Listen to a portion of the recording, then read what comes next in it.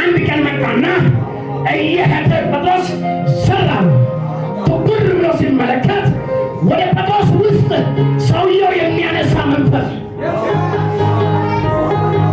አቱካ አዳካቲ ካስቴ ማሃጋባጋ ሀዳጋት አሉ ተንዳኪ ሰቢና ሊሳኔ አናቱ ያውያ ይመታል ኔትና ተኔ ተረታለ አናቱ መጥቷል። ዘመን ላንተ እንዲህ ይሆናል።